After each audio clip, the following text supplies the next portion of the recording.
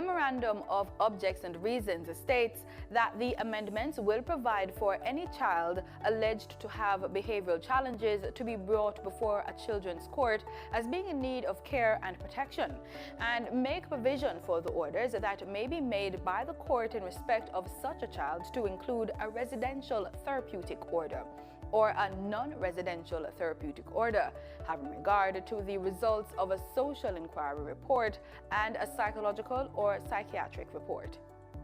It should be noted that the agenda can be adjusted, with items being added, removed, or replaced. If you're planning to attend a session, here are some things to keep in mind. No visitor shall create any act of disorder within the precincts of the House. No visitor shall be admitted to the House without first obtaining an admission card from the office of the clerk. Visitors who remain within the precincts of the House during a suspension of the session are asked to keep silent. It's almost time to go to the main event, but before that, let's get the answer to the trivia question we asked. True or false? It was the Right Excellent Marcus Messiah Garvey who said, quote, "We want the spirit of national comradeship. Let us unite to accomplish this, and Jamaica shall indeed become a better place for all of us," end quote. It's true.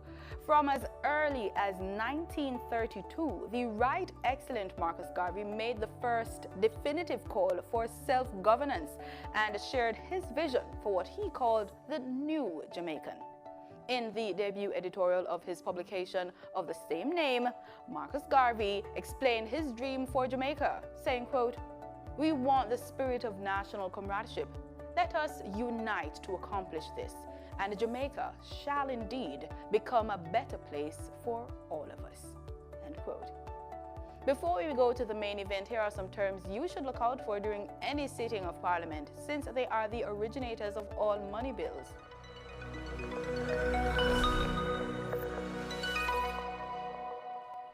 Fiscal policy is the measure used by the government to manage the national budget and to influence macroeconomic outcomes. Consolidated fund is the primary account to which all government revenue is deposited and from which expenditure through warrants is withdrawn. Public debt is the total amount of money owed by the government. Recurrent expenditure. The recurrent account contains all the expenses that accrue in the carrying out of services normally rendered by the government. Recurrent expenditure includes wages of government employees, upkeep of offices, factories, warehouses, and farms. Revenue expected from taxes such as import duties, income taxes, property taxes, licenses, and consumption duties. Stay with us. The session will begin in a few moments.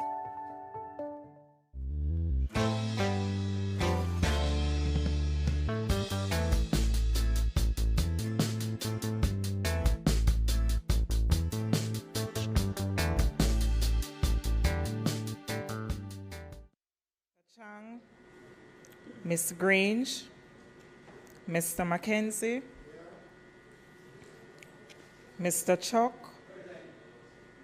Dr. Tufton, Mrs. Williams, Mr. Vaz, Mrs. Malahoo Fort, Mr. Charles Jr., Mr. Green, Mr. Morgan, Mr. Warmington, Mr. Main, Mrs. Cuthbert Flynn, Mr. Terry Long, Dr. Dunn, Mr. Hutchinson, Mr. Whittle, Ms. Smith, Mr. Davis, Mr. Brown, Dr. Brownberg, Dr. Charles, Mr. Chin, Mr. Clark, Mr. Cousins, Ms. Crawford, Ms. Daly, Ms. Davis, Mr. Golding, Mr. Graham, Dr. Guy, Ms. Hamilton, Ms. Hannah, Mr. Enriquez, Mr. Henry, Mr. Hilton, Mr. Jackson, Mr. Lawrence, Ms. Lee, Mr. Miller, Mr. Montague,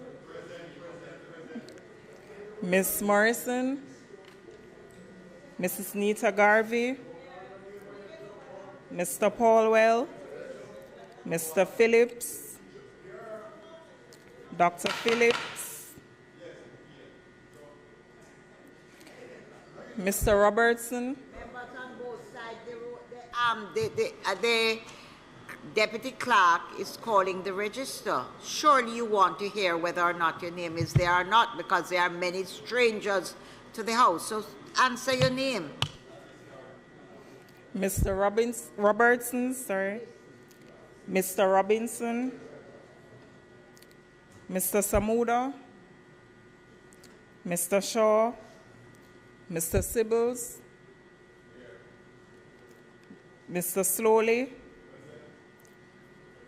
Mrs. Vaz, Dr. Wheatley, Mr. Williams, Mr. Wilson,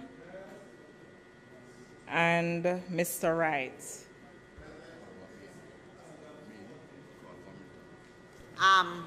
Just before, members. I did, but you weren't present. You were Mr. not. Warmington, Mr. Warmington. Members. Who, Davis? As you. And Miss, okay. I'm sorry, madam. Go ahead, dear.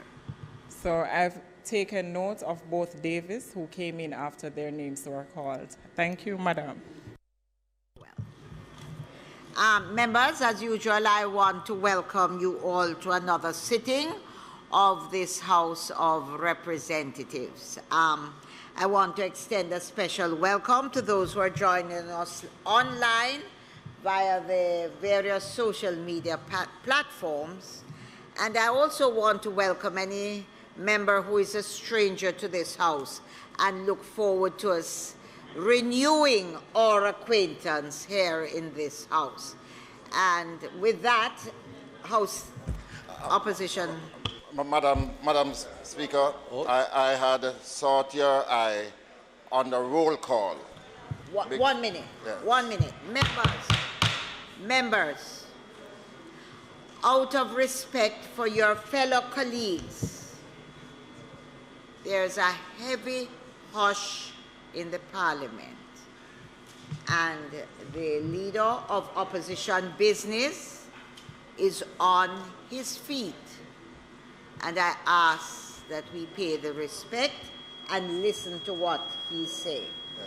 Go ahead. Madam Speaker, I wanted to take note of a report on the attendance of parliamentarians in this House and to query the efficiency of the system that we now have to record attendance. And yes, we start with roll call, and in our minutes we see from time to time a member has entered and so on. But I was very distraught that the report that came out last week appeared to have inaccuracies in them.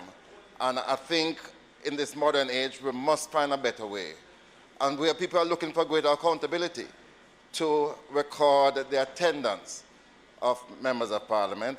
And I'm going to propose that we have an urgent discussion on this so that we can correct what needs to be corrected, so that we can have true reflection of the attendance of our colleagues. Madam Said Speaker. that, 1 moment, House Leader. Yes. I notice you have said the efficiency of the system and appear to have. Remember, there's one thing to check the records here, and there's another thing as to whether the reporting is efficient. So not just the accuracy of what is here, but the accuracy also of what is reported, where it is reported. House Leader. Correct. Madam Speaker, you have captured some of my thoughts in your very eloquent rebuttal. But just to indicate further that members, yes, sorry, Madam Speaker, that members ought to be reminded too that the record of your presence in the House is also influenced by when there is a divide. And that notwithstanding the fact that you may have been registered as present at the start of the sitting, if at the point when a divide is taken, you are absent, you are deemed to be absent for the day. So that the essence of the opposition House leaders' thoughts I share, and I do think that we need to look a little deeper in terms of how, not just the recording, but our own understanding of what will constitute being present or not for the sitting of the House. Madam Speaker, it is in that context too that, I want to just indicate further to my own comments in the budget presentation that a deeper look is going to be taken at how we are prepared for this Honourable House and the level of training and guidance that we get in order to execute our duties. So I just wanted the member to know that, yes, your point is well taken, and yes, we will make the necessary discussion time available so as to make sure that this important area, because we are here as representative of our people, and they want to know that we come to the House, but more so that the reporting is accurate. May it please you, Madam Speaker. Members, also the other thing is that there are occasions when persons are not in this House, but they are away for legitimate business, and there are apologies that are tendered. So really and truly, it has to be that we look into not just what is written on the record, but how it is reported, and also take into account apologies that are tendered from time to time, because members are sometimes away on government business, and there are legitimate reasons why they are not here. The point is well taken. House Leader. Madam Speaker, on the matter of statements by ministers, it is intended today to have two statements for sure. A third statement is very likely, but I'm awaiting further particulars on that, Madam Speaker, and I will advise the opposition House Leader in that regard. But for the purposes of now, Madam Speaker, the Minister of National Security and the Minister responsible for Gender Affairs will make statements. It's also expected that the Minister of Health and Wellness will have a statement at a later point today. May I invite you then, Madam Speaker, to ask the First Minister, Minister of National Security and Deputy Prime Minister to make a statement. Minister of National Security and our Deputy Prime Minister, the Honourable Dr. Horace Chang.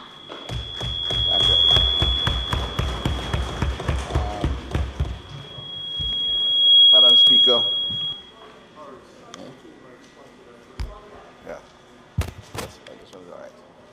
Let's speak. All right. They're working better. Julian, they're in better shape. They're working better, apparently. They're working well for us, so they sort out.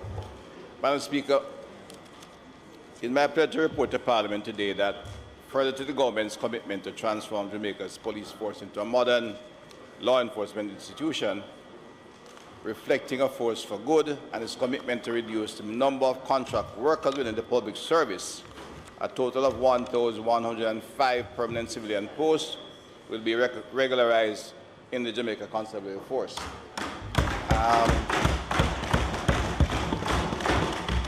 Madam Speaker, in the context of the total labour force, it's a small number, a significant number for the force. But in addition to that, it reflects the government's commitment to improve the quality, the working condition and the quality of life of the working people within the government, or throughout Jamaica really, but in this particular case, government workers.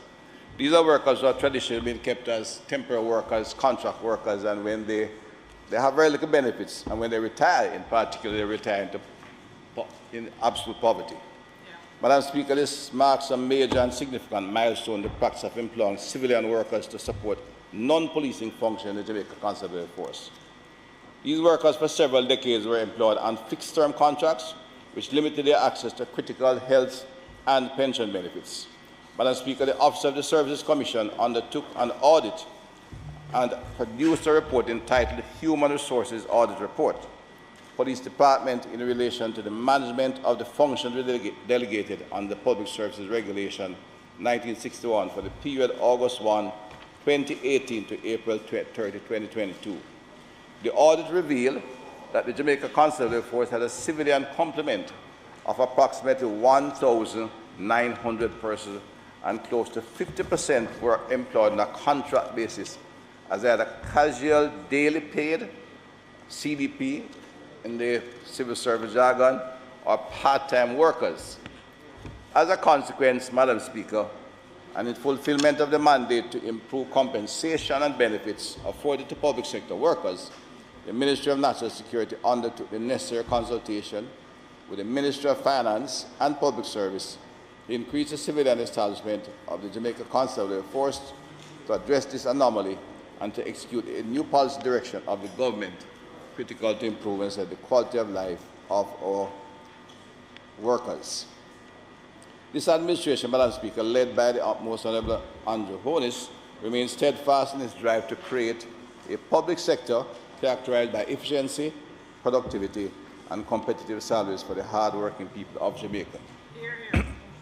Improved service is crucial, but improved condition of work for workers is crucial in achieving those outcomes. Madam Speaker, just to indicate that the duties performed by the civilian staff include administrative roles in areas such as accounting, human resource management, medical services, information technology, sanitation, and janitorial services. Their work is critical to the proper functioning of the organization and allows the trained servicemen and women to focus more fully on core policing functions that directly combat crime. Given the character of the workers being engaged as well, Madam Speaker, it improves the environment in which the officers have to perform.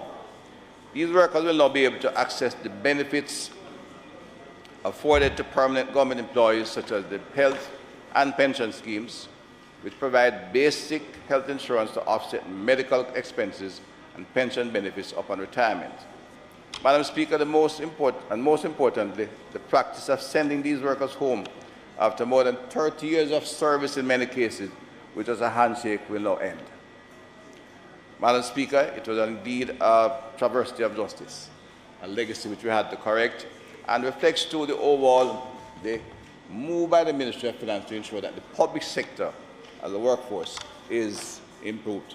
Yes. Madam Speaker, while the change will result in an increase in the total compensation of workers, it is a necessary increase and will collectively benefit what I consider to be among the most vulnerable group of workers in the institution of the Jamaica Constabulary Force.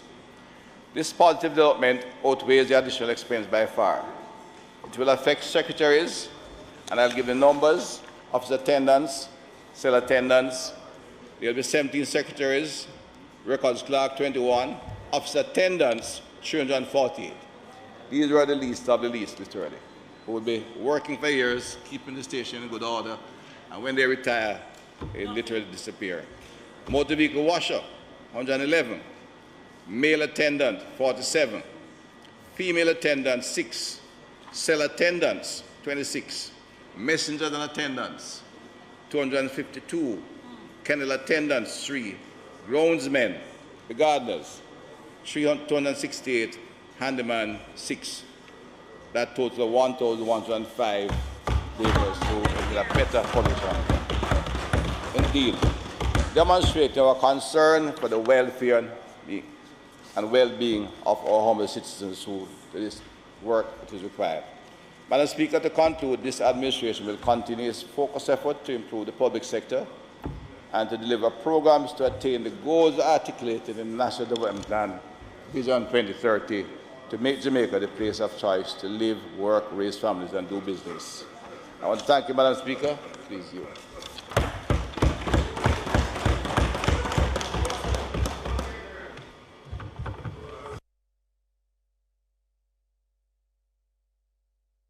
Presentation by the Minister is most welcome. The JCF has been suffering over a long period of time by inadequate personnel to carry out real policing work, and therefore it is appropriate that the non-technical, non-specialized skills that a police has developed, trained and developed in, are not wasted in areas that others who are not so trained can carry out. And therefore, for non-trained police, civilians who can carry out these functions and release more manpower on the ground in the communities is most welcome. Indeed, the provision of benefits for these usually ancillary workers is most deserving and welcome. We have spoken about it many times in respect to our hospitals and in our schools, and therefore for it to be extended for those in the police stations across the country, it is most welcome, and therefore we have no difficulty with the Minister's announcement today. Thank you, Madam Speaker. House Leader. Madam Speaker, I wish to invite your attention to refer the next speaker, the Minister of Entertainment, Gender, Sports, and many things more, and Deputy Leader of the House, to make her presentation. I now invite the Minister of Gender, Entertainment, Sports, Culture, and indeed our Deputy House Leader, who is with us very often, to make her presentation this afternoon. Thank you, Madam Speaker.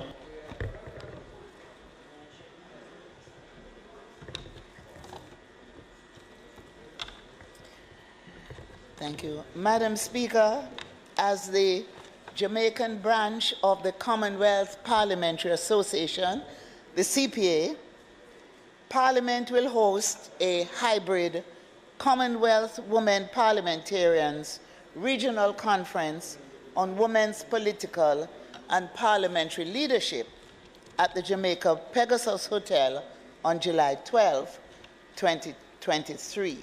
That's tomorrow, Madam Speaker.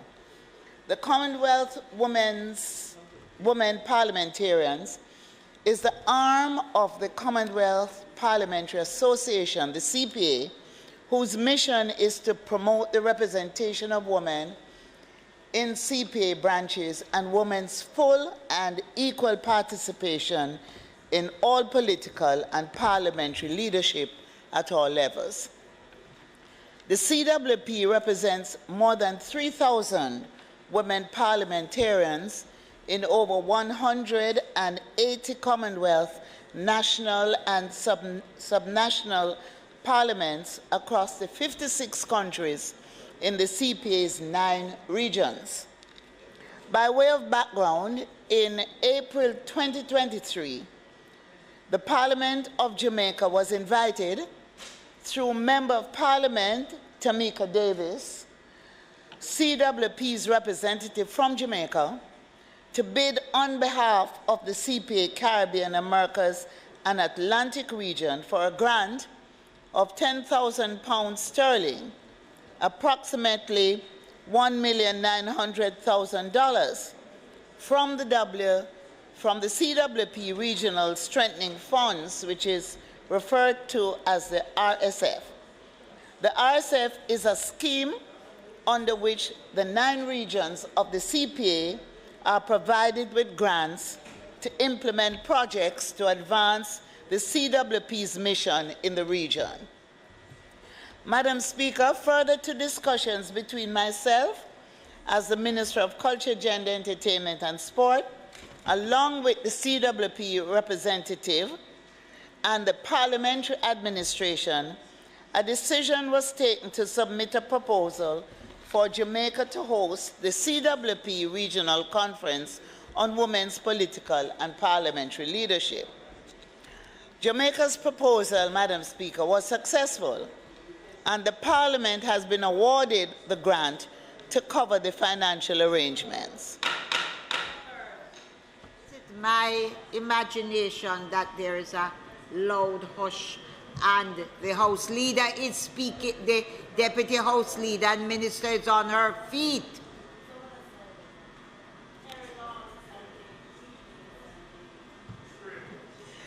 So, Madam Speaker, the requisite technical direction for the hosting of the conference will be provided by the Ministry of Culture, Gender, Entertainment and Sport.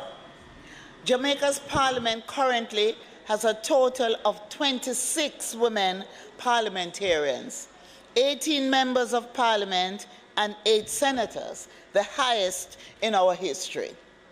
Additionally, with the recent establishment of a bicameral caucus of women parliamentarians, there is tremendous momentum for the greater participation of women in the political and parliamentary processes in Jamaica.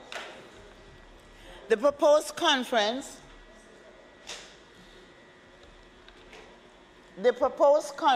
will seek to educate women parliamentarians about the proper functioning of a parliamentary women's caucus by building on the work of 2 recent workshops on developing gender caucuses held in December 2022 and March 2023, when we had the participation of women in the Senate and in the House on both sides of the divide, meeting at the workshops and really coming out with good results and a commitment that we will work together in the interests of our women and our families.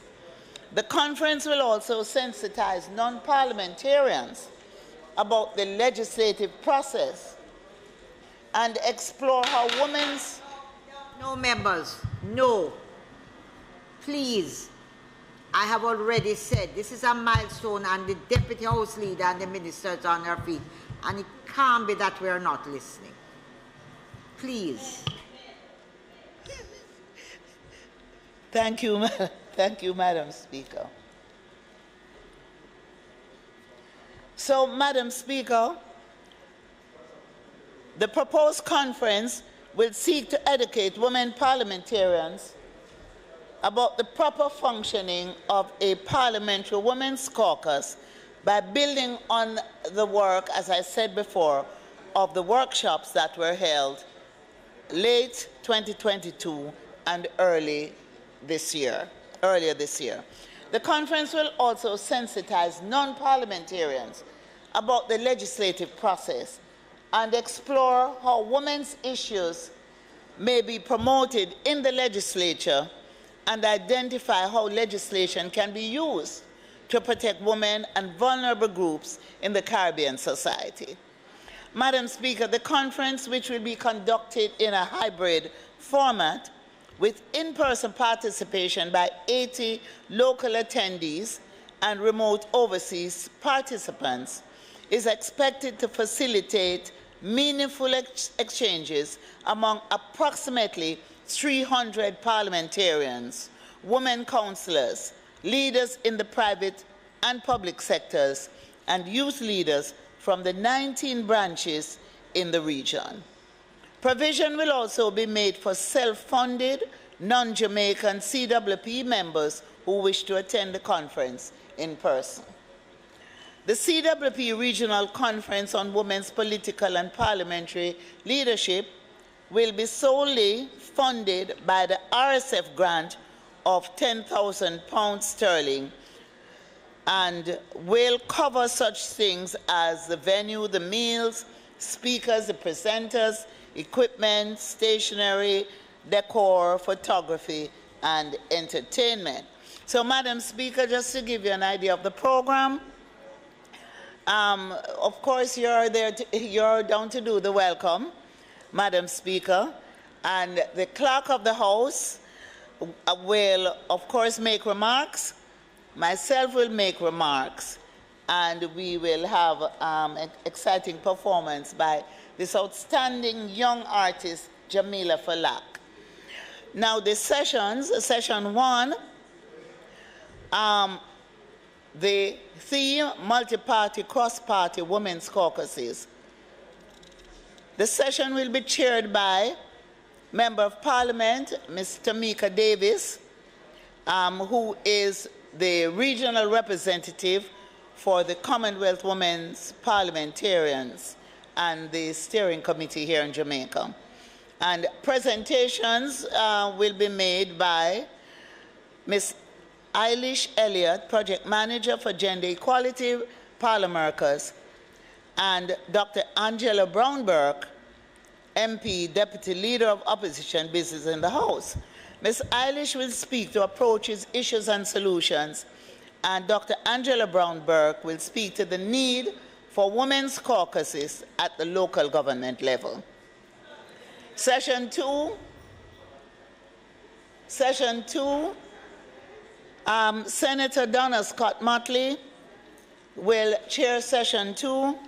Just a moment. The deputy leader of the opposition is not Dr. Angela Brown-Burke. The leader is Mrs. Natalie she's chair. Garvey. Chair of the, yes. Right, okay. thank you. Right. Senator Scott Motley will chair the second session, and the presentation will be made by the Honourable Marlene Malahoo Ford. The theme, the legislative process. And there'll be a panel discussion, and the participants will be Ms. Tony Broadber, representative of UN Women, Multi-Country Office, Caribbean, Ms. Benite de Bateza, Commonwealth Women Parliamentarians Network Coordinator, and Mrs. Sharon Coburn Robinson, Principal Director of the Bureau of Gender Affairs. Session 3, which speaks to legislation protecting women and other vulnerable groups. That session will be chaired by Senator Shireen Golding Campbell, and the presentations will be made by Senator the Honorable Kamina Johnson-Smith, the Honorable Dolores Balderramos Garcia from Belize, and the Honorable Dr. Virginia Albert Poyot from St. Lucia.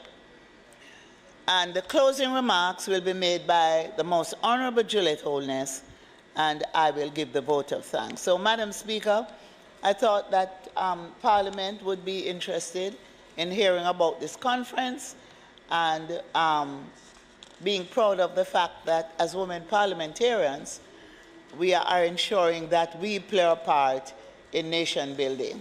Thank you, Madam Speaker.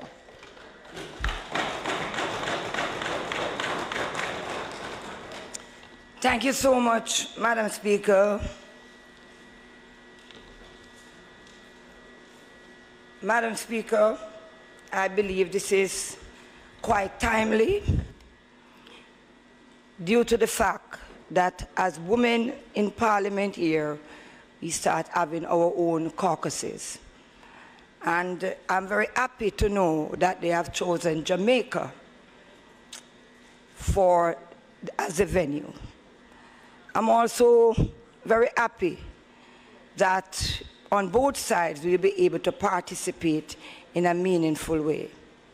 I'm a little disappointed because I'm not too certain if I have overlooked the agenda, but I was looking for some political affiliation in terms of participation. I've not seen any on the agenda. The PNP Women's Movement, I do not know if they were invited, and I do not know if the Jamaica Labour Party have any movement or there is any other. But the fact is, for us to have it as parliamentary and the political, because a political movement, that should be a part of it. However, Madam Speaker, I believe, and there are other groups, I have not seen anything with any representative from any of the local groups that is representing women in this country. However, it is a national affair.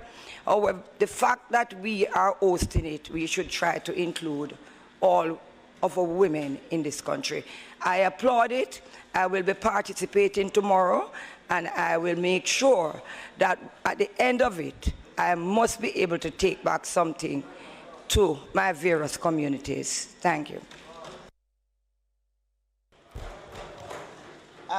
Madam Speaker, just to respond, we have reached out to councillors and councillor caretakers, but we have not involved the political parties directly, since we're dealing with a parliamentary group and we are working through an understanding of how the legislative process works.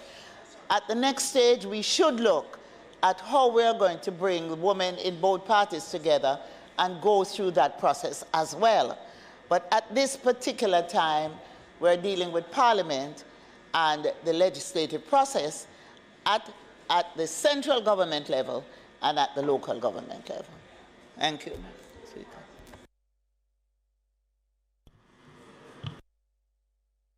House Leader. Announcements.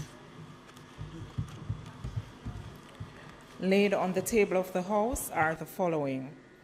Annual report of the Private Security Regulation Authority for the period April 1, 2017 to March 31, 2018.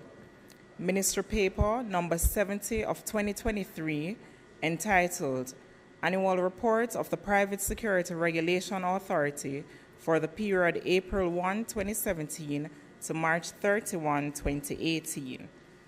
The Annual Report of the Integrity Commission for the financial year 2022-2023. Ministry Paper number 71 of 2023 entitled The Green Economy Investment Strategy for Jamaica.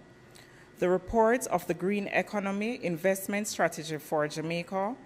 The Integrity Commission's report of investigation into concerns that former Senator Leslie Campbell failed to provide information requested by the Commission in respect of his statutory declarations and indicative the ruling regarding the said report. The Integrity Commission's reports of investigation concerning investigation into allegations of breaches of the Corruption Prevention Act and the Integrity Commission Act by the following employees of the Southeast Regional Health Authority and the indicative rulings. 1, Dr. Yvonne Monroe Whitmore. 2, Dr. Moina Spencer. 3, Dr. Trudian Johnson. 4, Dr. Christopher Wilkes. And 5, Dr. Keith Clark.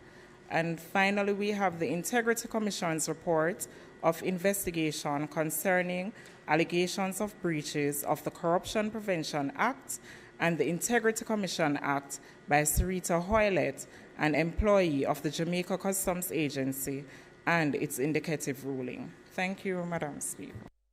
Members, you will notice I have tabled this afternoon 9 reports from the Integrity Commission.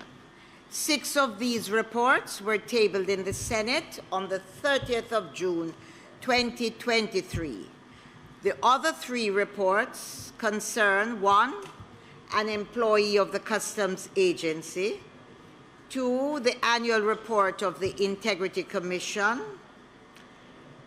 3, the annual report of the Private Security Regulation Authority, which were received subsequently to the other reports tabled in the Senate.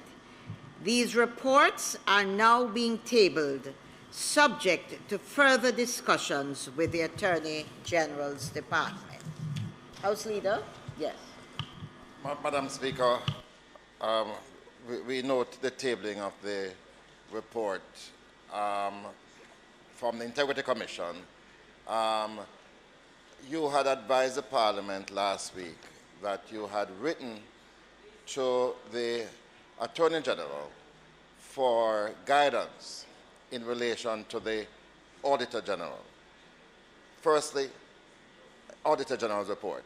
Are you going to comment on that this week? I'm not commenting. I have not received the guidance from the Attorney General's office.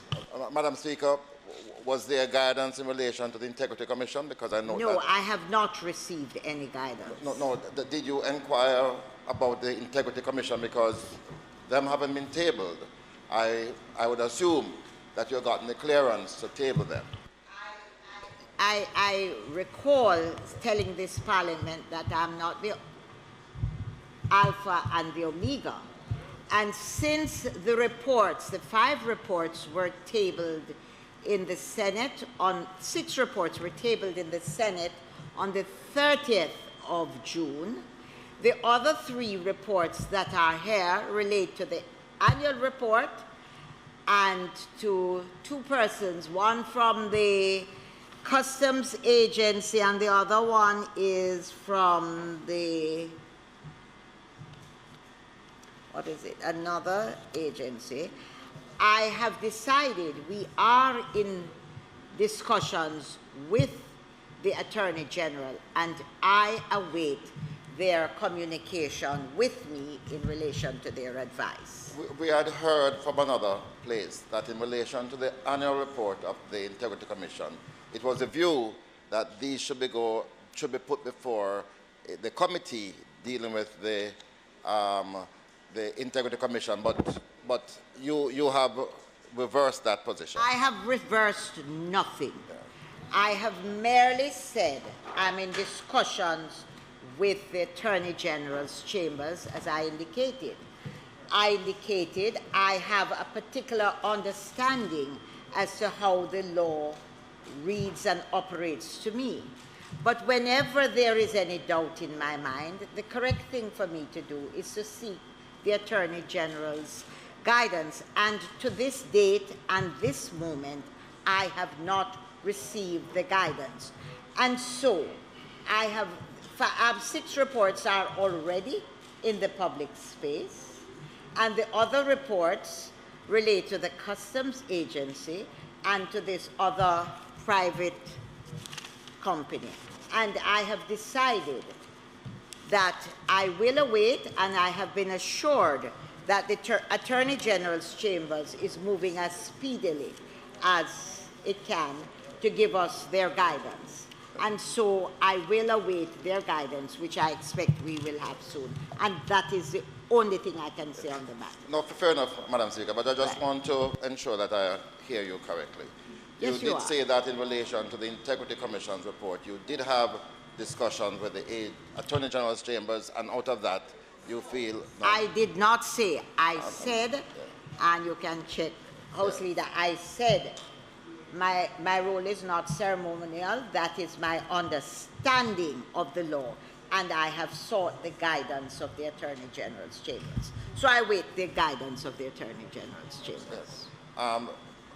Just to restate our position, and it is that we believe that while you await the guidance, as you have done here, the reports should really to be tabled, which is a practice that we have become accustomed to. And that, Madam Speaker, perhaps you might want to reflect on that and indeed have those reports tabled. I note your what you have said, and I hold strongly to the view that the law must take precedence over practice, and I await the guidance of the Attorney General. And that is it.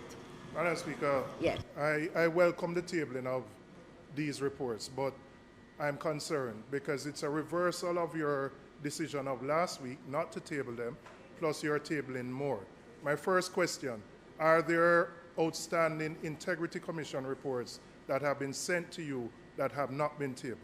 Secondly, on the issue of the Auditor General's report, while I hear you waiting on the opinion, I believe, having read Section 30 of the FAA Act, that is straightforward in terms of the provision.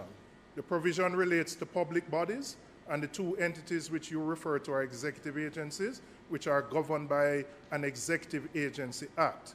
It also refers to the Auditor General doing an audit of annual accounts, whereas in this case, they were performance audits.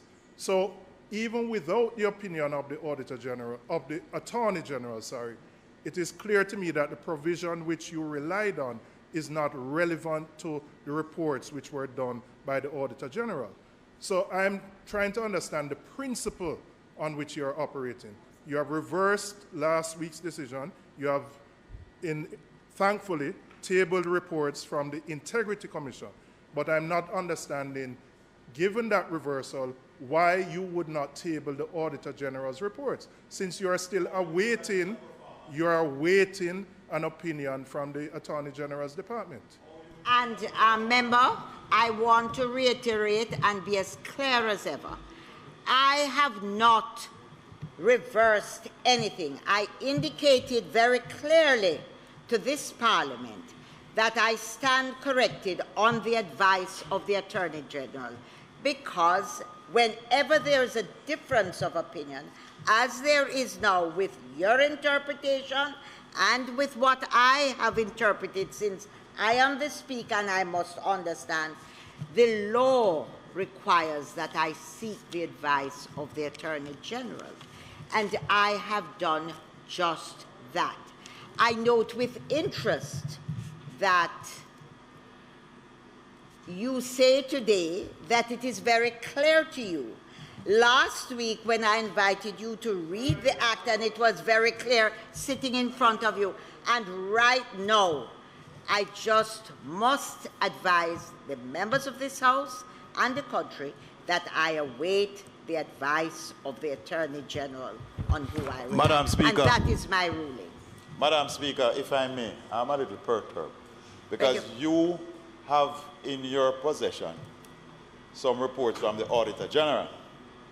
I, as a member, do not know what kind of reports, but I am a little surprised to hear the member from Southeast, I believe, St. Andrew, saying there are performance audits. How does he know that?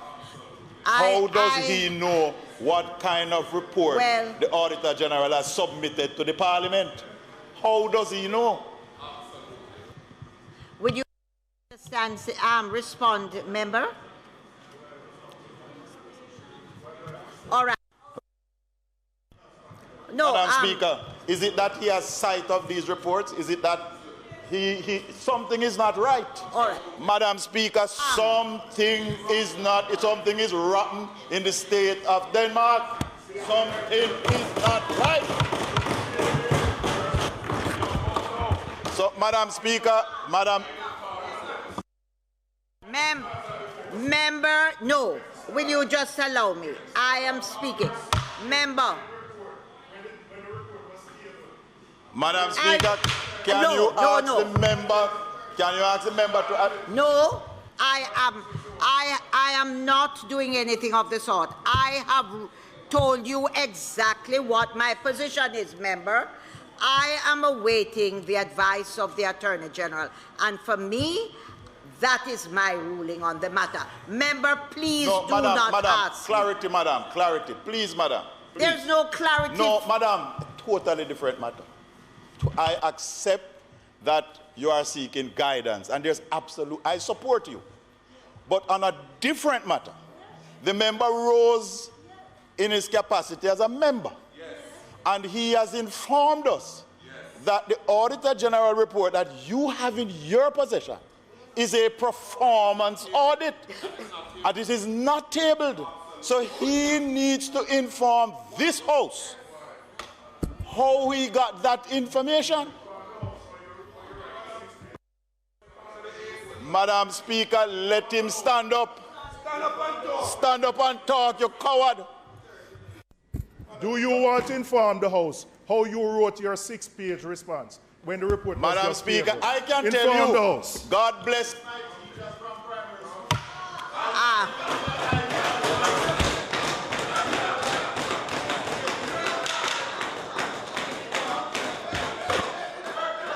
Madam, Please, Madam Speaker. Tell us, did you have sight? Madam Since Speaker. you want to go there, did you have sight of the report Please. before? Did you have sight of the report Please. before? Sit down. Sit down. No. Madam Speaker. Don't like you. Don't like you. Madam Speaker, on a point of order, Yeah. Madam Speaker. Yes.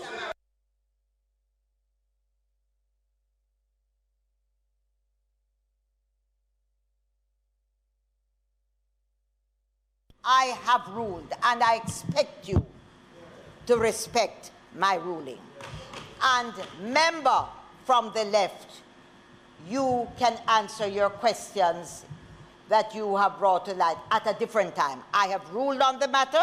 I have said why the reports have been tabled, and I'm moving to the next item. House Leader. No! Madam Speaker,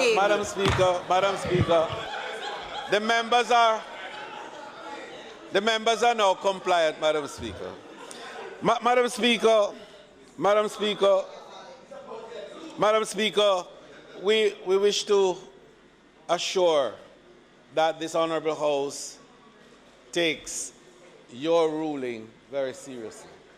And we are guided by the statements that you have made concerning what the Auditor General's report was, and indeed what the Attorney General's guidance has been for you today, and that you await further guidance, and we take that very seriously. Madam Speaker, I now invite you to continue the order paper as presented with the next item.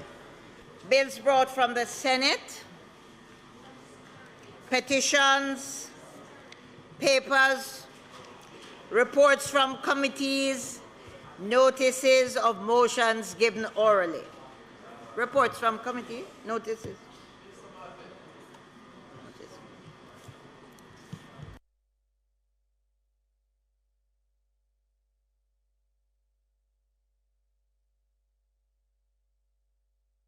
Madam Speaker, I make this point with a heavy heart because in the normal run of things, I think our member no doubt will have a comment to make with regards to the need for us to ask for a recommittal of the item statement by ministers in order to allow the Minister of Health to make the statement which was intended to be made earlier.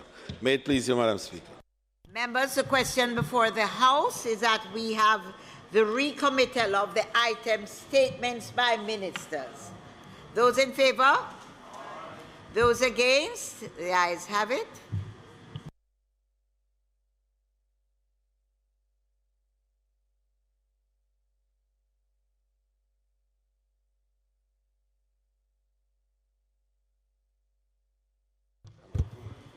Thank you very much, Madam Speaker, and my apologies for the recommittal to my colleagues. Thank you very much. Madam Speaker, I take this opportunity to update this Honourable House on the current status of the COVID-19 and other respiratory illnesses, as well as the report on dengue in Jamaica. This comes, Madam Speaker, on the heels of detected concerns about these illnesses from among stakeholders within the population, including some members of this Honourable House, minority leader on that side. Madam Speaker, the island is currently seeing an increase in positivity rate for COVID-19. This means that for the number of tests done, the proportion of positives is actually increasing. Overall, Madam Speaker, colleagues, the actual numbers are not showing a consistent increase and, generally speaking, remains relatively low. Over the past 4 weeks, there have been an average of 87 confirmed cases. The number of cases are not increasing. The average 7-day positivity rate is about 22%. I know there is 17 on the statement, but it's actually about 22%. Now, this is clearly higher than what we would like to see. Ideally, of course, none, but on average about 5 or so %. Of note, the circulating variant is a highly transmissible Omicron variant. Madam Speaker, the last batches of genomic sequencing done on samples collected in March and April showed that its subvariants XBB.1.5 and BQ.1.1 were most prevalent. So, there's a scientific explanation for what these are, but it falls under the Omicron variant strain.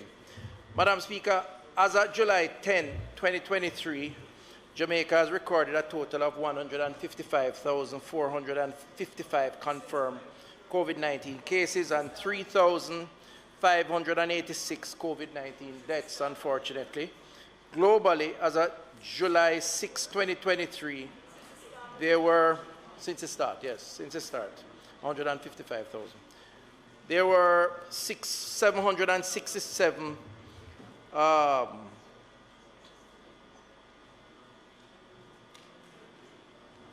let me leave that figure because I need to check this, but there were some 6.9 million official COVID deaths, 767 million, this is saying actual recorded number of positivity globally. Of course, many multiples of that would not have been recorded. The World Health Organization, all of the World Health Organization regions have seen reductions in the number of confirmed cases and deaths in the past month. There has also been a decrease in hospitalization and ICU admissions. Generally, in Jamaica, Madam Speaker, hospitals are experiencing an increase in admissions, with the Southern Regional Health and Western Regional at 149 and 94% of capacity respectively. Of course, being over 100% just means that we have to make space in the aisle and in the hallways for persons, additional persons. SARA and NERA, which is the Southeast Regional Health and Northeast Regional Health Authorities, 68 and 63% overall. But in SARA, the Spanish Town Hospital and the KPH are between 95 and 100% of capacity, and similarly so the University Hospital of the West Indies, 100%. Madam Speaker, the management of the University Hospital has also reported some increased occupancy levels, particularly their accident and emergency. Normally, UHWI is a referral institution, and persons tend to go there when there is a significant emergency. So it's understandable, particularly if KPH and Spanish Town are also experiencing similar high numbers. Generally, Madam Speaker, COVID-19 admissions are low, with less than 20% of isolation spaces occupied. An average of 100 patients are recorded daily. This has been the case since January this year and includes both suspected and confirmed cases. The proportion of confirmed cases, however, has shown an increase over the last month, from 12 confirmed cases on June 12th to 35 on July 10th. Of that number, 13 were moderately ill and 1 critically ill. There were no severely ill patients up to the point of this statement or the last checks that were done. I should add, however, Madam Speaker, colleagues, that many persons are not testing, and the mantra around living with COVID means that many people, even if they have a particular condition, for more often than not attempt to treat it at home. And so this doesn't necessarily mean that these are all the numbers, except to say where one turns up at an A&E with respiratory-related illness, there's an automatic test as part of an initial assessment for COVID. The Ministry of Health and Wellness continues to encourage Jamaicans to observe the infection prevention and control protocols. Although the COVID-19 numbers are relatively low, a continued increase in positivity rate may result in increase in numbers, including hospital numbers. And so the trend of increase could also, or would normally increase, numbers who seek to be admitted in hospitals. Persons who are vulnerable, such as elderly and those with comorbid illnesses, are still at risk for severe illnesses and should be shielded by adhering to hand washing, hand sanitizing, the wearing of masks, and being consistent with sneezing and coughing etiquette. especially when in public spaces. So the wearing of the mask is still recommended, particularly if you feel vulnerable or you have symptoms. As my colleague on that side, is it that you're vulnerable or you have symptoms? Or you're the elderly? Okay.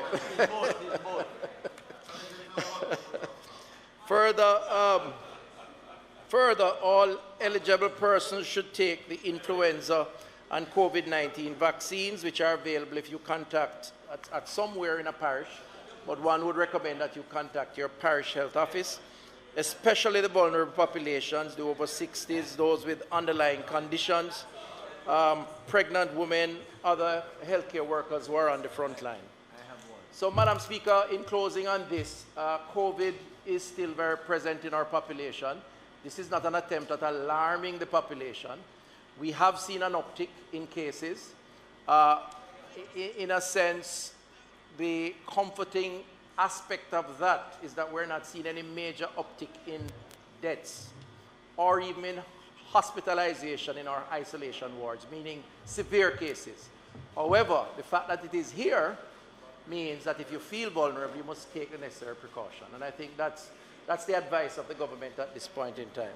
In terms of influenza in Jamaica, weekly visits to public health facilities for influenza-like illnesses have decreased in all categories over the past 6 weeks. Admissions for severe acute respiratory illness are below what is seen on average at this time of year, 12 admissions per week on average.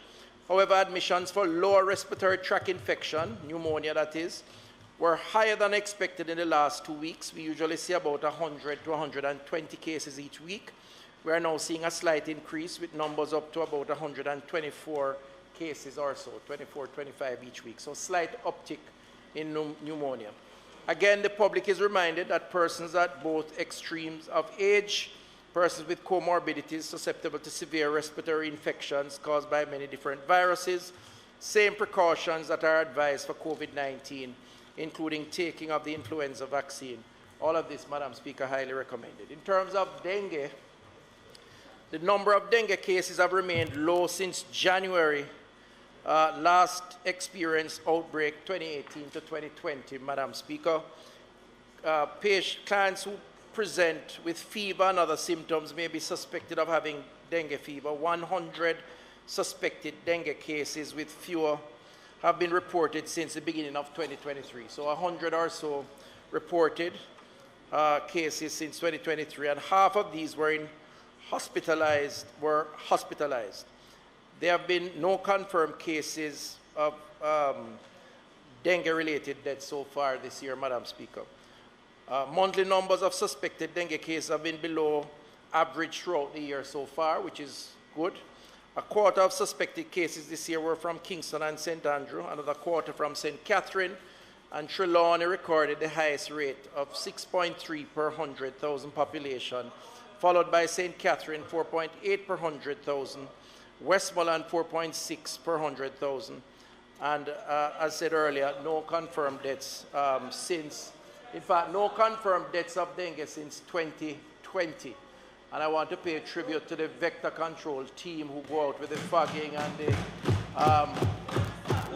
just to remind this Honourable House that this government invested the highest amount of resources in our vector control team since the last probably 25 years. We spent about $350 million, Honourable Prime Minister, with your support and the Cabinet, for new vehicles, new foggers, and we're seeing the benefits of that. No deaths of dengue since 2020.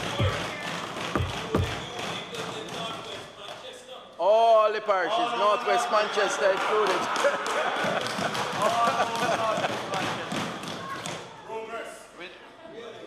Madam Speaker, although a decreasing trend in dengue cases is noted, the dengue season will begin toward the end of summer holidays, so precautionary measures should be taken. These include preventing mosquito bites, destroying mosquito breeding sites, and of course the Ministry will continue to reiterate that through our public education program and through the work of our field team in the respective parishes. Madam Speaker, I close by taking the opportunity to remind this Honourable House and the country about the excessive heat wave that we're experiencing, not just in Jamaica, but throughout the world. And we did send out a communique on this issue, advising the public to take precaution against the heat stress that is harmful to personal and public health and potentially fatal.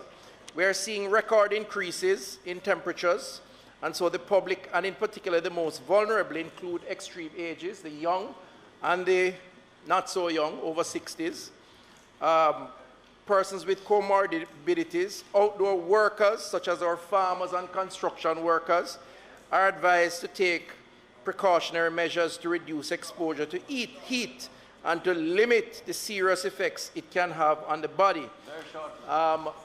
Outdoor workers in particular, now we may take this for granted because we assume that we are a construction worker, we're a farmer. It's important, obviously, it's our livelihood, but we can expose ourselves in an unlimited way. Heat wave, heat stroke is potentially fatal, and you don't realize it until you are out. So we would advise workers, persons who are working on the outdoors, to take the necessary precaution. Not saying that you mustn't work, but please manage your exposure to recognizing the potential threat that this heat wave represents. Hydration is critical. Water recommended as opposed to sugary drink or alcoholic beverages. Much better for hydration, the water that is. I know not everybody agrees with that, but that's the fact. For those of us who exercise regularly, like myself, do it early in the mornings or later at nights. In fact, it is recommended that we avoid, where we can, the outdoors between 11 and 4 when it's most severe. Right? Keeping to the shade as much as possible and ensuring that you get adequate rest. Rest is also important, as well as wearing light-weight, light-colored, loose-fitting clothing does help. And finally, Madam Speaker, for further information on this heat wave, firstly, you can watch the media space in terms of the temperature levels. Last week, we had 2 of the hottest days recorded in this country, and I believe in parts of the world. The hottest on record. I don't know, we can argue whether it's global warming or it's cyclical.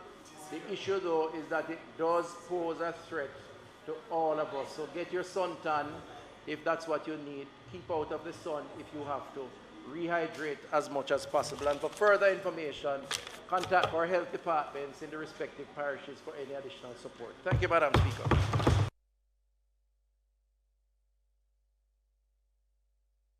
Thank you, Madam Speaker.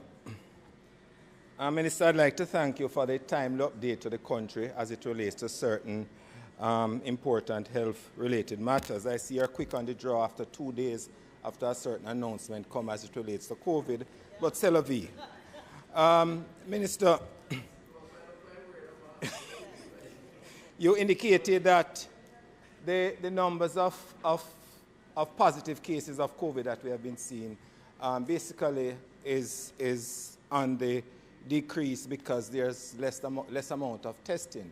The question that I want to ask you is, has the Ministry of Health reduced the amount of testing that has been done, except for those who presented to hospitals in severe respiratory illnesses? Are we still doing a significant amount of testing in the public health sector as usually is done? Because you will appreciate that if you have less sampling, you have less numbers of persons who will be tested positive. The 22%, as you have indicated, is a little cause for concern, though it's a monthly average, as it were.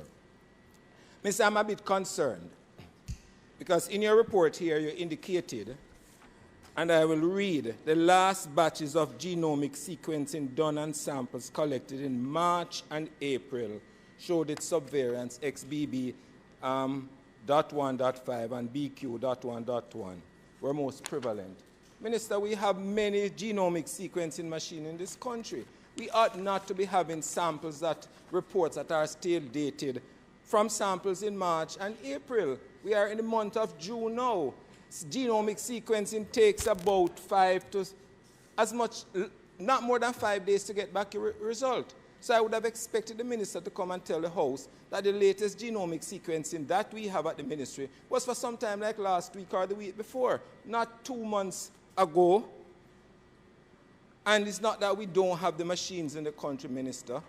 Prime Minister opened one at UWI. I mean, there are about 5 or 6 in the country now that have access to this type of equipment. Minister, you mentioned that the Southeast Area Health Authority has seen quite an uptick in the number of acute respiratory cases, particularly presenting at the hospitals and response for the overcrowding.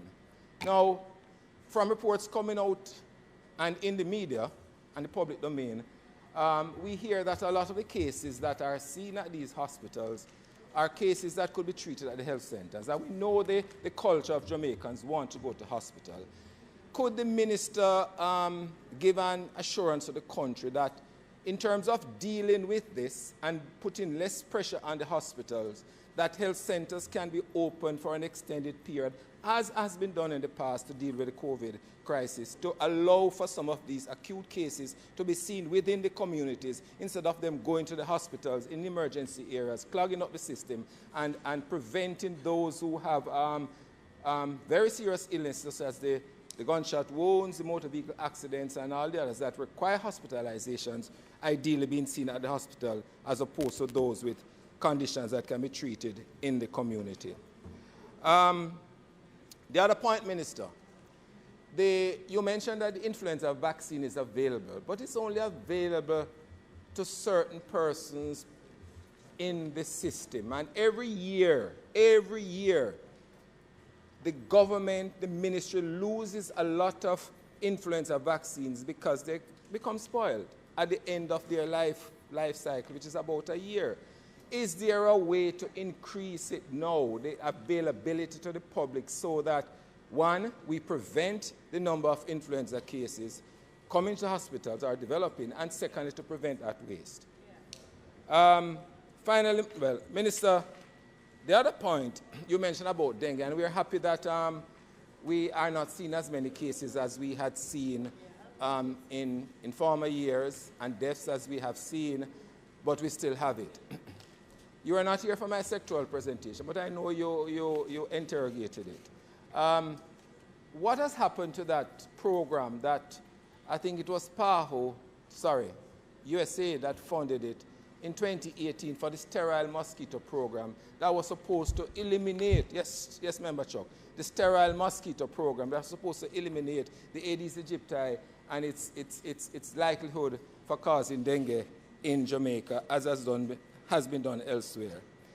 And Minister, finally, commendations in reminding the country about the heat wave and the effects of the heat wave, because really it is, has been reported, sometime last month, or was it early this month, was the hottest time that we have seen in recorded history in terms of temperature rises.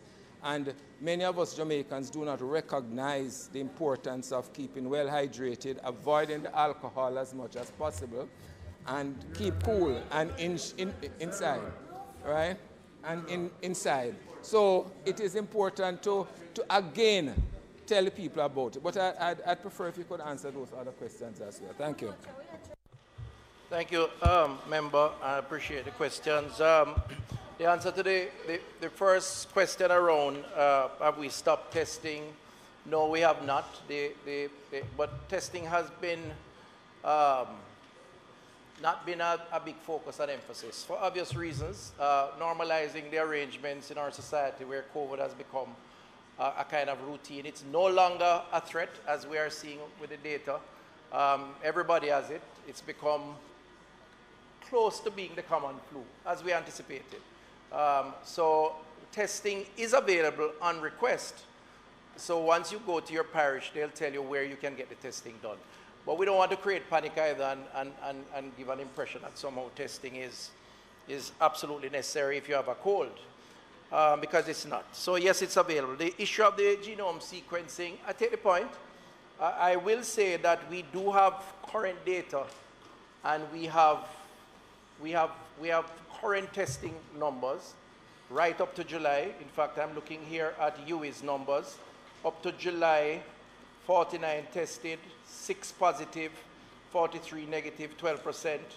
June, 65, 16. June was 25% positivity.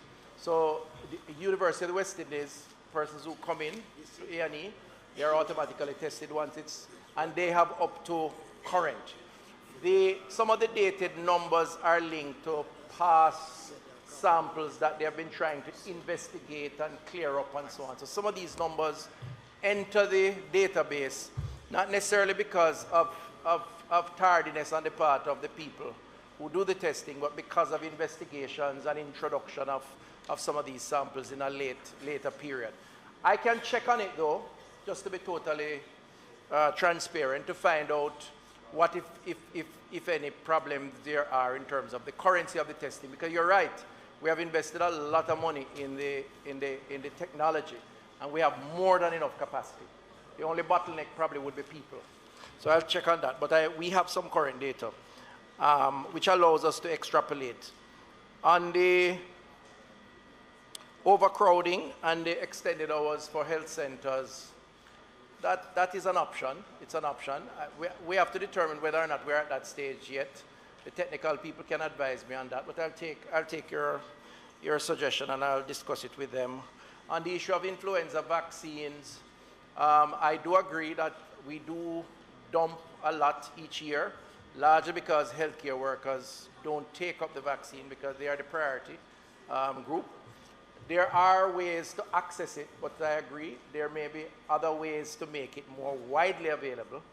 But as of now, if someone needs it, particularly if they're vulnerable, they can actually attend to a particular health facility, inquire of it, and they can get it. So it's not that it's unavailable. But we can, you know, health workers are really the ones that unfortunately don't take up the amount that we would like. And then on your final around the sterile mosquito program, the program has helped and is helping in that the program allowed us to train. The biggest area of help was to understand the type of mosquitoes that are in the country.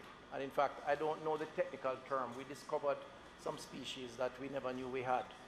And then take appropriate action around how we manage vector control, fogging, that sort of thing. It also helped in terms of training people. So the ultimate result of the program was not just about releasing sterile mosquitoes in the atmosphere, even though that was played up as the primary thing. It was also about having a program to study, to understand, and to train.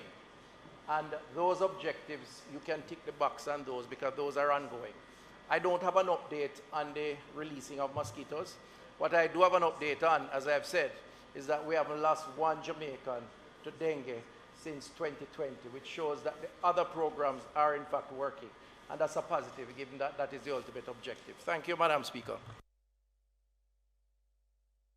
Thank you, Minister. I think it is important for the record that you, on page 2, that you state that it was since the beginning of this year, the COVID statistics, because what you say is as at July, but we don't know. I mean, I spoke to you in sort of voce things, but I think it's important for the record that you stated.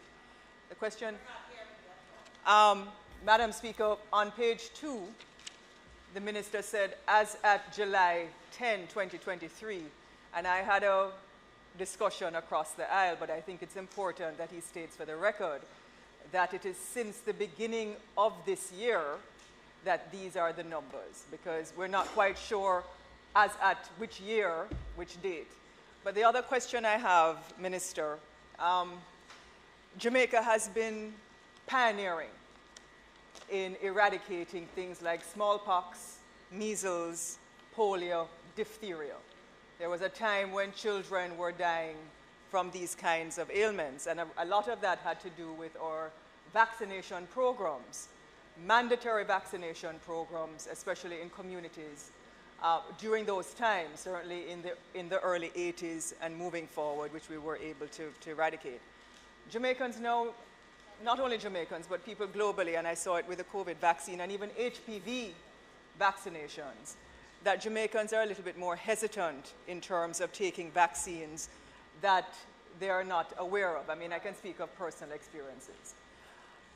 Minister, is there a mandatory vaccine program for certain diseases that are in Jamaica? If so, how does it work? And what are those mandatory vaccines for? And what is the ministry's proposal to get more Jamaicans aware of the benefits of vaccines? Because there was a time in Jamaica where, I mean, where we used to take vaccinations, maybe with social media, etc. So I want that question answered. And then the third question I have, Minister, is about the heat wave. The heat wave it's hot. It's sweltering. It's awful. I mean, it's terrible. I can't. It's bad. It's hot. What, if any, when will the ministry put out a warning or a red flag or a red alert, similar to when there was like, you know, high terrorist alerts, it's red or it's orange, to the society when because you said there were 2 days that were the hottest days. Are we prepared to say to workplaces, look, based on what is happening with the heat and in the best interest of the population, you have to end work at this time for people to get home on time so they don't get stuck in public transportation and buses? And I want to know if we've been thinking or forecasting what may happen. We're just at the beginning of July. We never reach August yet. And we just have to be very clear on what we're prepared to do to save, especially our children who just can't take the heat. Thank you. Thank you, Member, for your usual questions. So, yes, the correction on the 155 plus deaths since COVID, the start of COVID, not since July. Since the start, since March 2020, when we started to record COVID deaths, that was the time period to date, 155,000 infected on record and 3,586 deaths. The requirement for young people to do the MMR vaccine, measles, rubella, right, and mumps, is a requirement for school. And the school system, the formal public school system requires that each child, and that has gone a very far way in terms of human development and so on. But we no longer have, unfortunately, polio in the population. The other vaccines like HPV are not required. And we did launch a campaign to get parents to agree for young girls in particular, 12-age cohort, to do the HPV against cervical cancer. The take-up was low. The reality is that immunization generally, vaccines, and COVID has borne that out. There has been a much stronger lobby against it, not just in Jamaica, globally. I looked at the numbers recently, and we still are doing relatively well. In fact, when compared to the Americas, which is now somewhere in the region of 80%, 80 plus, we're 90 plus. But I don't think we should be complacent because vaccines have worked. I do believe that this generation has forgotten the days of polio and so on, and they have taken it for granted. And that we as legislators need to redouble our efforts. And indeed, in the global environment, more needs to be said about the value of immunization, vaccines in particular. So I agree that we need to do that. And we're actually discussing that now in-house. In terms of the heat wave, there is no executive decision around time off and so on. I mean, one has to be careful how one treads in that direction and recommend that. However, as said, we did send out a release a few weeks ago, and I'm speaking here now to heighten concerns and to educate the public that this is an important issue, and I agree with you, it's very hot, and people can be vulnerable, and therefore they need to take the necessary advisory. But I'm happy to raise it at the level of cabinet and to have a conversation around it and see what the collective arm of the executive body may want to do beyond what I am saying currently. Thank you. No, you did not. Thank you, Madam Speaker. As an MP out in St. Catherine, there's a little information swirling around that there might be an institution where there is an outbreak of an acute respiratory illness. I'm not sure if you are aware. It's a training, one of the training institutions out there.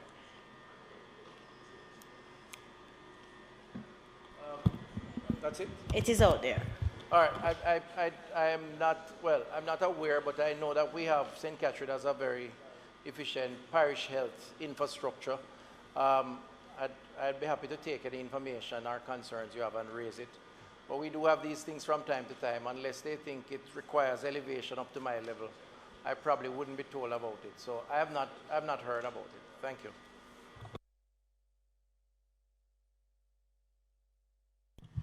Go ahead.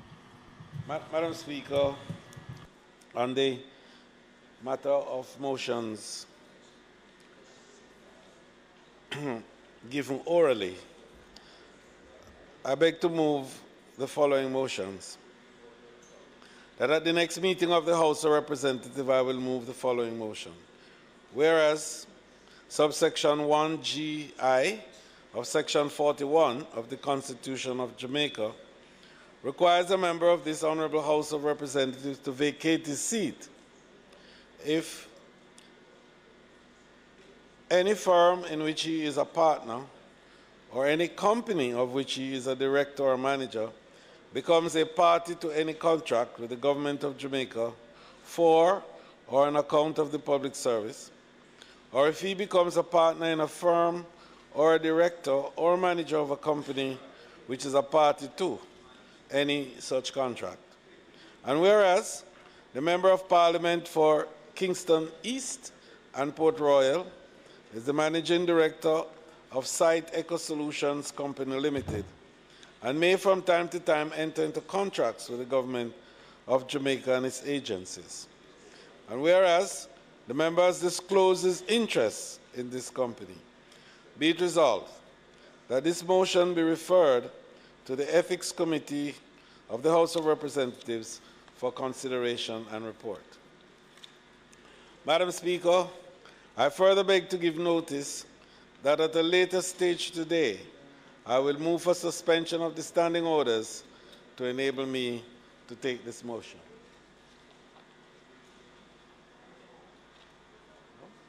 Madam Speaker, I beg to give notice that at the next meeting of this House, I will move. Be it resolved, with reference to the resolution approved by this Honourable House on the 7th day of September 2022, appointing a joint select committee on the Insolvency Act 2014, that the committee be allowed to hold hybrid meetings that are partly virtual and partly physical, utilizing available information and communication technologies in the manner more specifically outlined below. Preserving the rights, powers, and privileges, including voting rights normally accorded to a member of a committee, the committee, Madam Speaker, is hereby empowered to 1. Convene and hold meetings in virtual spaces, using information and communication technologies which shall be considered committee meetings for the purpose of the mandate of the committee. 2. To allow access and participation from remote locations, as are enabled by means of information and virtual technologies by members and other persons authorized by the committee. 3. Include members accessing and participating from remote locations as a part of its quorum. 4. To receive, consider, deliberate on, and respond to feedback and submissions in formats, mode, and media, and via platforms, mode, and media enabled by means of information and communication technologies from any person. And 5thly, consider any and all information generated, communicated, and received via formats, platforms, modes, or media as enabled by means of information and communication technologies as forming part of the record of the committee meetings. Madam Speaker, I therefore further beg to give notice that at a later stage today, I will move for the suspension of standing orders to enable me to take this motion. May it please you, Madam Speaker.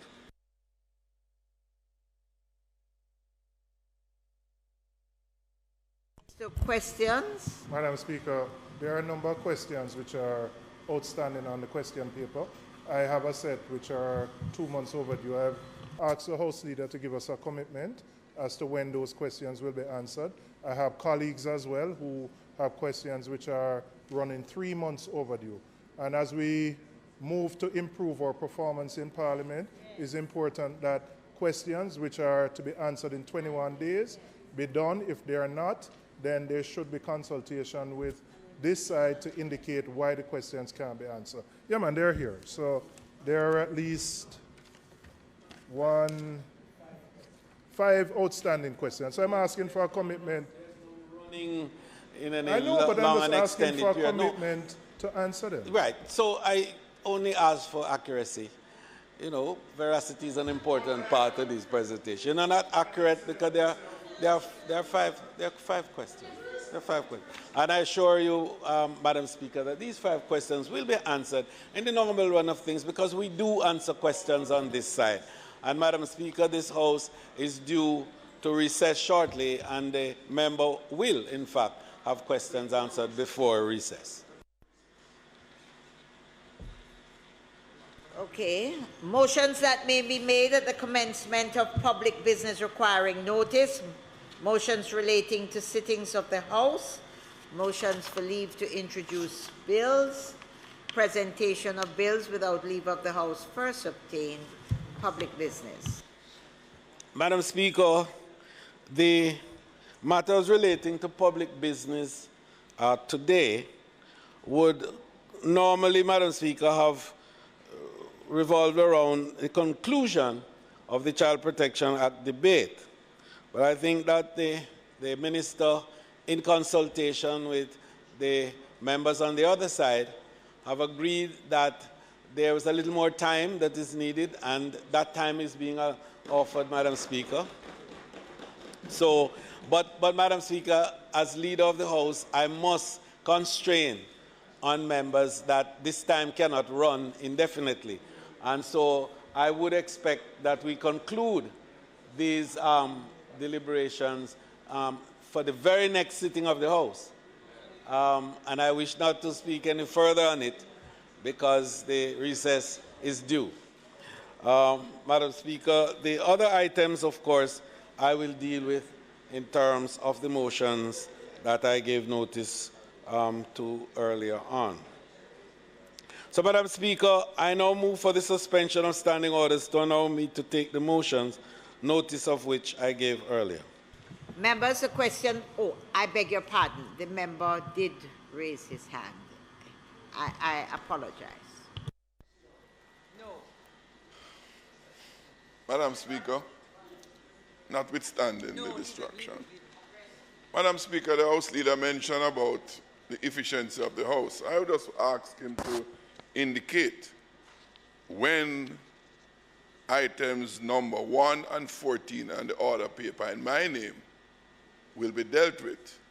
Item 1 has been there from almost time immemorial. And I would love him to indicate when we will take item, love for him. I don't say that. I love him to do that. I love for you to do this. I love for you to take the items standing in my name at number 1 and number 14. Speaker, Madam Speaker, I think the member is making a pertinent point, and that in the earlier discussions that we had, and indeed in my own presentation which relates to the business of the House, I did indicate that we are structuring the House in such a way that will allow for private members' motions to be taken at periods which would not in fact conform to the regular arrangement as per the standing orders, which is saying that they should be had on Thursdays between 5 and 7 p.m. And since in the normal run of things, the House rarely, if ever, meets on a Thursday, we are reorganizing the business of the House to enable private members' motion to have a period when it is taken. So to answer the member, it is intended that the first session on our return, just ahead of the State of Constituency debate, private members' motion will be entertained.